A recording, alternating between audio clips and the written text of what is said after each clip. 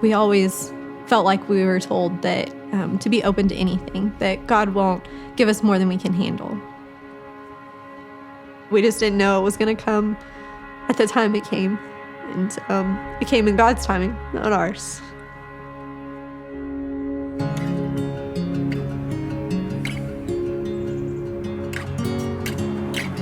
I grew up on a farm here in Ponca City. Billy and I, we were actually best friends with each other's siblings. Billy just graduated school and he started working by my dad. We spent the whole summer working side by side. Finally, at the end of the summer, he hadn't asked me out, and so she told him that I was done, and the next day he came in and he's like, wait. Not real good at talking to people, so. And he's like, you want to go out on a date? And It was a little tough to ask her, especially since I'd known her forever, so. But she was game for it, so. we got married about 11 years ago on my dad's property. It was beautiful. It was the most amazing wedding I could have ever imagined or dreamed.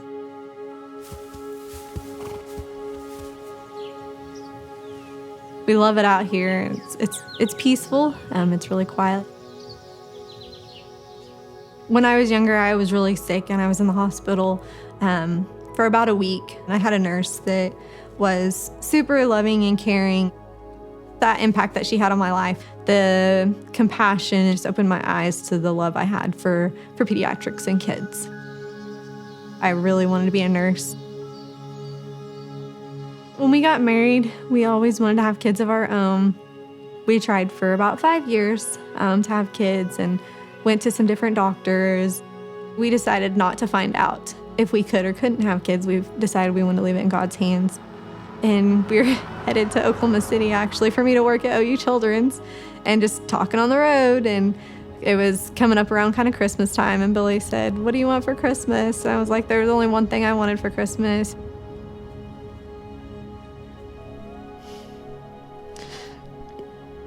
And I said, you probably won't guess what I wanted. And he said, I do. I want the same. He said, I want a child. And he said, I want to adopt too. We both knew that we were ready. We wanted to adopt. After lots and lots of prayers and talking to our pastor and doing a little bit of counseling with him over adoption, we looked a little more into Deaconess. We called Catherine actually on the phone and got to talk with her right before a seminar. And she explained to us how important open adoption was. For our agency, we really feel strongly that it's in the best interest of children to have a relationship with their birth family if that is something that the birth family is open to. The feasters, when they came to us, we talk a lot about openness and what that means to adoptive families and what that means to a child and what that means to a birth family.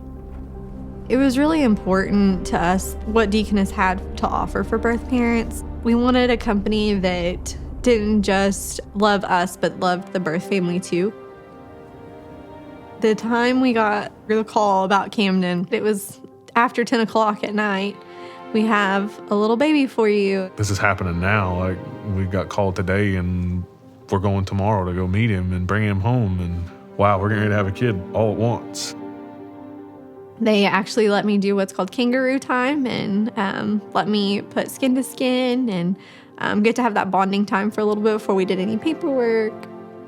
A told B and B told C, I'll meet you at the top of the coconut tree. Camden, he's a pistol. I mean, he goes nonstop every day, all day long. He's my little buddy, so we can do everything together. I love you. Good morning. Once we had Camden for about a year, we started looking at the process to adopt again, and the day after Camden's second birthday, we turned in our paperwork and sent it all in, and Deaconess was really great about getting back with us saying that they had a long waiting list of active families already, and we were like number 13 on the waiting list to get on the waiting list, so we were thinking, oh, it's going to be, a couple of years probably before we're going to hear anything. In the end of the summer, I reached out to the Feasters about a little girl who'd been in the hospital almost her entire life, and that she had some genetic conditions that were permanent, and that we were looking for a family for her. And the fact that she was almost a year old already was a totally different situation than we went through with Camden. She tells us a little bit about birth family and their love for Rowan. And Catherine said she's been at OU Children's and currently she's at Bethany. And I'm still pondering in my head, this girl sounds so familiar. And I finally asked, I'm like, Catherine, what is her name? And she tells me her name is Rowan Sage. And instantly I'm screaming, yes, yes, yes, because I realize that Rowan was one of the little babies that's on the floor I work on. They said, we're in. We are 100% in. We would love to move forward to meeting the birth family. Birth moms, they change your lives. They're absolutely amazing. Without them, we wouldn't have our kids. Do you give Mommy kisses? Yeah. God wasn't going to give us anything that we couldn't handle. And then we got that phone call for a reason. So we went to Deaconess several days later, and this beautiful birth mom walks in and gave me the biggest hug. And we Sat down, and Amber proceeded to tell Lacey that she knew who Rowan was. And Lacey started crying as Amber shared that she had taken care of Rowan. I told her that we were committed. We absolutely wanted to do this. We felt like God was leading us in this direction. After that meeting, we went over to the Children's Center, and birth mom decided that she didn't want to go up. She wanted Rowan to see them first. So I took them upstairs with the nurse. They immediately just fell in love with her. And it was just an incredible moment.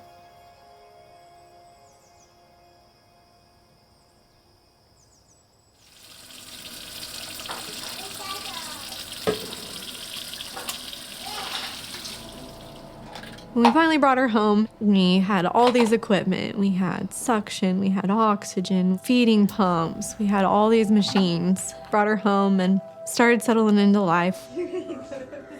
Who's that dozing in the hay? Wake up, pups. Let's start the day. Rowan will be 2 in November, and she has had almost 30 surgeries. Rowan's been through a lot. The Feasters have been just champions for Rowan from the moment she left the Children's Center. Pretty soon after that, they were back in a hospital for surgery, and then she was meta-flighted to Fort Smith, and they never complained. They never did anything other than to say, this is our little girl, and we're going to do whatever it takes to make her get the best medical care that she can.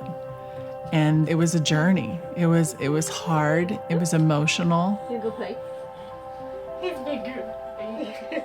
About 5 months after we had Rowan home, we had a case manager come out and visit us from a home health agency. And as they were talking to us, I realized that I qualified, that I could be her nurse as a pediatric nurse. And so now I get the privilege and the honor and the blessing to be Rowan's nurse 7 days a week, 24/7, but as an actual job for 8 hours a day.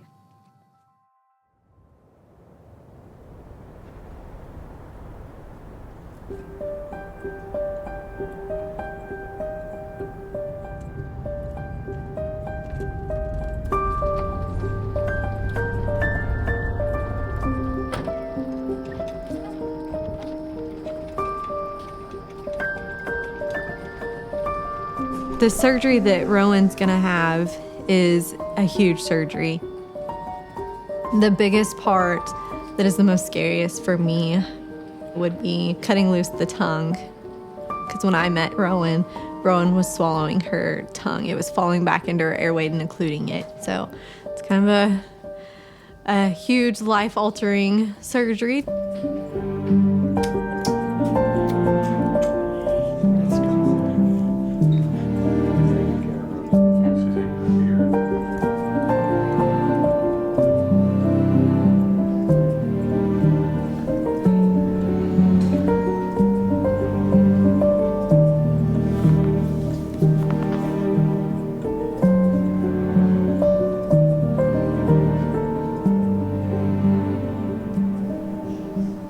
The bone was excellent that filled in. Awesome. It was fantastic. So there's nice teeth coming in, so everything's good. Yeah. So it'll be just a few minutes and you'll be able to go back there.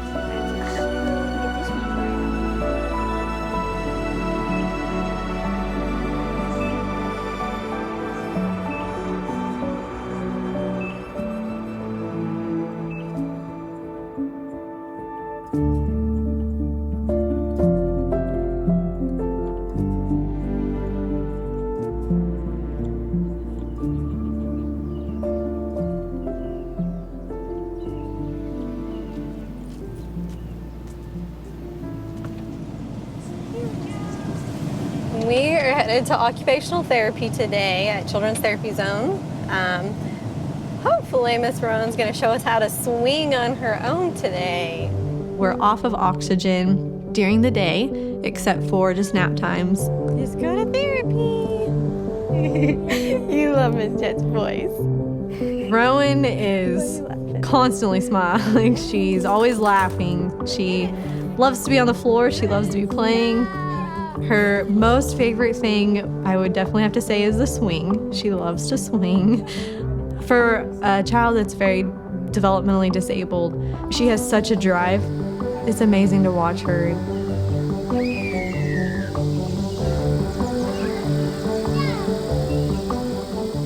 It's been right at a year since we found out about Rowan, since we got the phone call. So Rowan, she's extremely active kid now. It doesn't seem like it was that long ago, but then again, it kind of does seem like it's been forever because just everything that has happened in the last year. A year ago tomorrow, we actually got to go see Rowan and meet birth mom. So we're gonna have fireworks and sparklers and hot dogs and swimming at our house and just a big time just to celebrate Rowan tomorrow.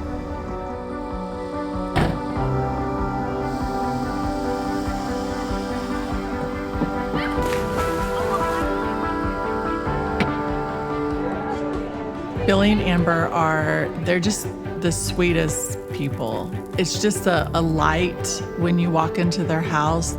They just are so thankful for God, for everything that He does in and through them, and always give Him the glory. Thank you all for being here. Amber and I sincerely appreciate all of you. We were here today to celebrate our year anniversary of having Rowan in our family.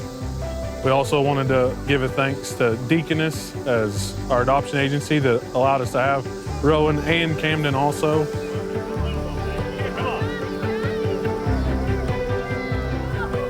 My hopes for Rowan are very high. I believe Rowan will be able to hold a job and to be successful in life. God's almighty. God can do anything for us. He's proven it time and time again. Billy and I weren't able to have kids yet. We have 2 beautiful children in our home. It's been 3 years and I don't remember what it was like, honestly, to not have kids now because I don't want to go back to not having them. I always wanted children and I wasn't able to have on my own. And 2 amazing birth moms gave me an opportunity to be a mom. I get to raise 2 kids to know God and to serve Him. And it's amazing to watch God's hands at work. That's all we want to do is spend time with them. So go to work and think about getting home to go spend time with the kids because it's awesome. It's to pour the love into them.